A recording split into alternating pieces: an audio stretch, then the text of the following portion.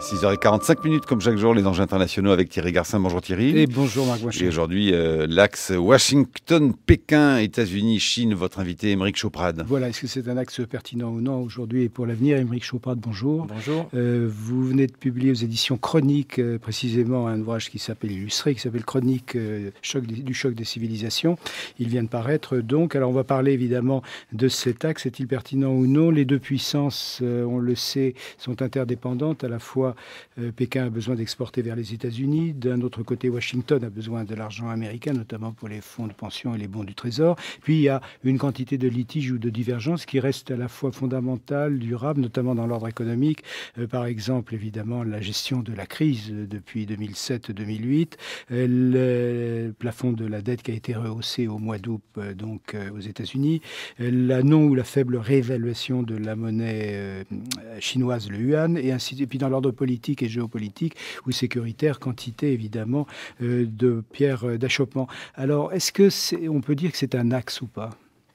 Oui, je crois que c'est un axe structurant pour les relations internationales. Le partenariat et la tension en même temps États-Unis-Chine, le couple États-Unis-Chine est incontestablement sur le plan géopolitique comme sur le plan économique, à mon sens, la problématique centrale de la géopolitique mondiale aujourd'hui. Et la question centrale étant de savoir pour les États-Unis s'ils vont rester la première puissance mondiale dans les années à venir, ou s'ils ne vont pas être surclassés par la Chine dans une décennie ou 2 décennies. Alors on l'a vu d'ailleurs récemment, je crois que c'était l'année dernière, premier exportateur mondial pour la Chine, deuxième PNB mondial.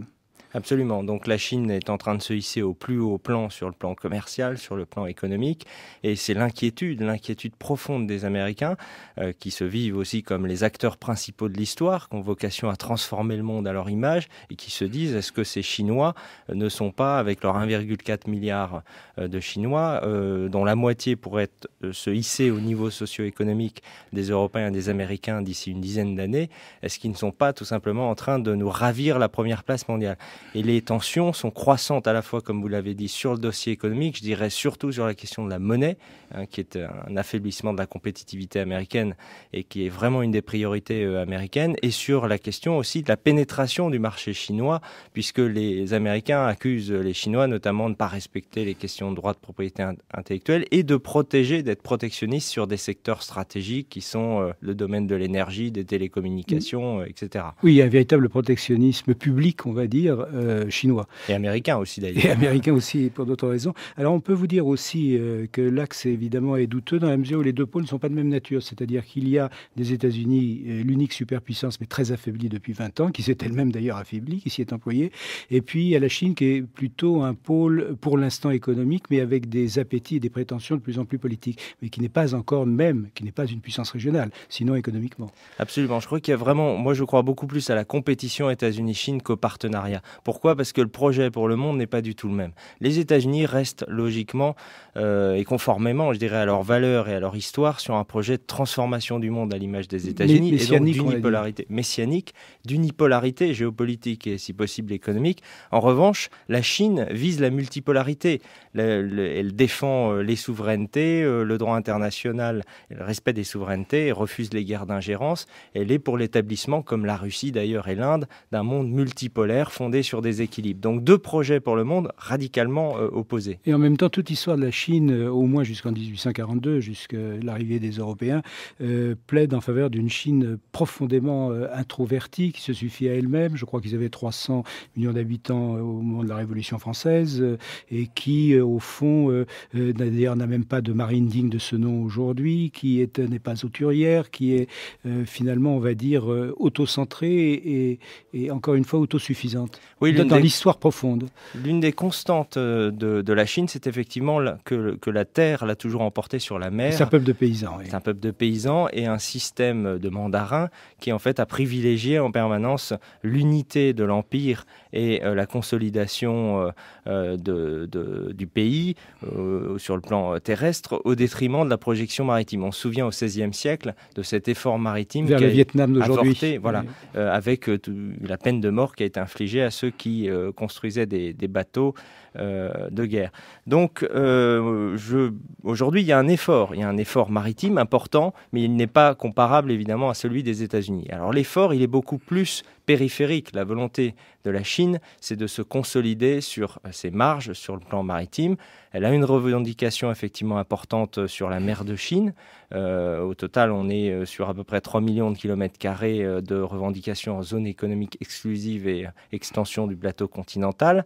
Et donc, elle est incontestablement dans une logique d'effort de développement naval qui est pointée du doigt par les États-Unis. Mais il faudrait relativiser cette affaire. On présente la Chine comme une menace militaire. Il faut rappeler quand même que le budget militaire américain dépasse les 600 milliards de dollars et que celui de la Chine en 2011 est de l'ordre de 65 milliards de dollars, c'est-à-dire 10 fois moins. Et qu'il y a, quel que soit le régime en place à Pékin, il n'est pas normal qu'une aussi grande puissance régionale n'ait pas, par exemple, des porte-avions. Ça fait des années qu'on le dit ici même, et d'ailleurs, ça est en train de donner des idées inévitablement au Japon. Alors, on a exactement une déclaration assez étonnante et je dirais même un peu arrogante tout de même de la part des États-Unis lorsque la Chine a annoncé ses premiers essais d'un porte-avions. Qui est d'ailleurs, sauf erreur, d'origine ukrainienne. Absolument. Un porte-avions d'occasion, qui n'est pas de technologie particulièrement développée, mais enfin, il y a quand même des développements spécifiques chinois qui ont été apportés.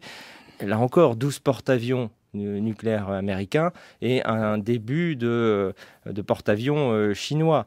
Et les États-Unis ont demandé des explications à la Chine. C'est d'ailleurs un objet de tension cette année à partir d'un rapport du Pentagone qui accuse la Chine d'un développement naval important et aussi d'un développement dans le domaine nucléaire important. Alors ce qui frappe aussi Émeric Choprade, et je rappelle donc l'ouvrage chronique du choc des civilisations aux éditions Chroniques, ce qui frappe aussi, c'est, vous parliez d'arrogance américaine, effectivement, puis aussi arrogance au sens propre du terme chinois. Il parle un peu au-dessus de la portée sur le plan, y compris non seulement économique, mais presque politique à l'égard des États-Unis. Il les menace de sanctions, il les menaçait de sanctions il y a quelques mois.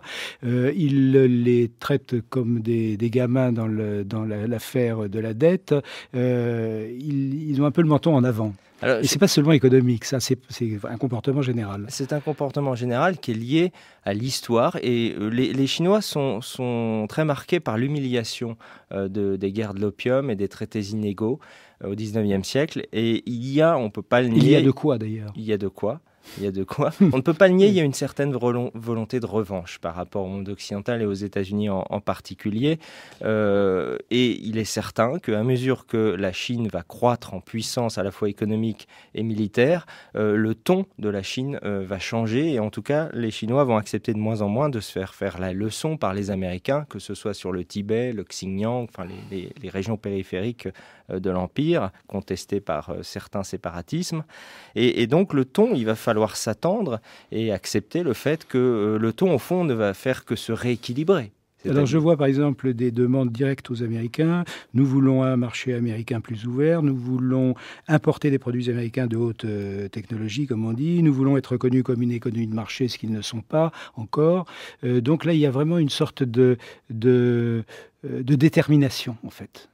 Il y a une détermination à être un acteur mondial, tant sur le plan économique que politique, reconnu, avec une volonté de défendre leur propre modèle.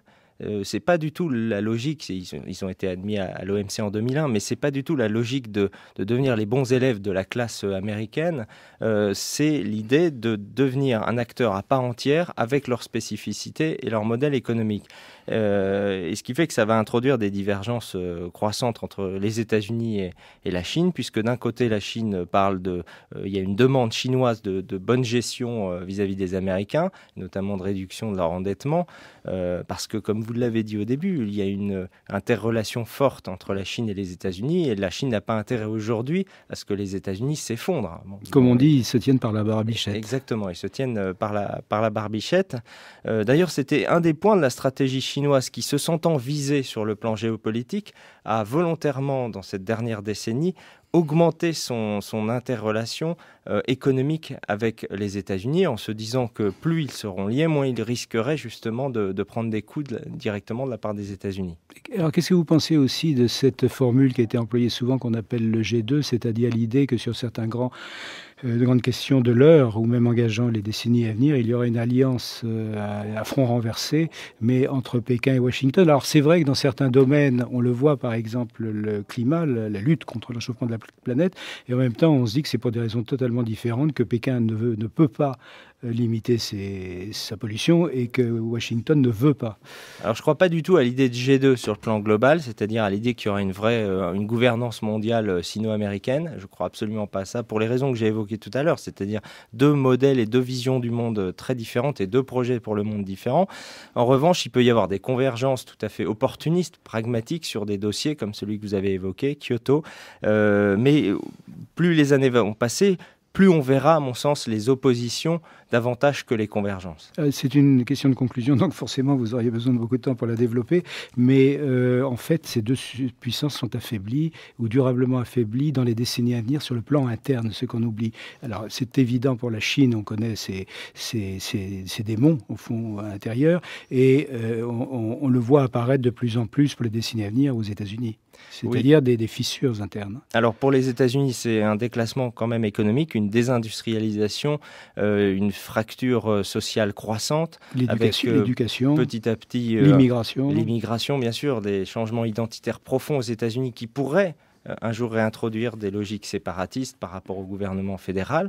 Et en Chine, c'est, je dirais, la constante de l'Empire, préserver cette unité de l'Empire qui a toujours été complexe entre 3 composantes essentiellement du centre, du nord et du sud, la Chine méridionale, et puis aussi les périphéries, bien sûr, le Tibet et le Xinjiang. Donc, avec la volonté de réunifier le continent et Taïwan, qui est la priorité de la Chine. Et avec un développement économique interne en Chine qui est en fait, pour eux, malheureusement, en tâche de léopard, comme on dit. Absolument. Voilà, merci beaucoup. Donc, Émeric Chauprade. Et puis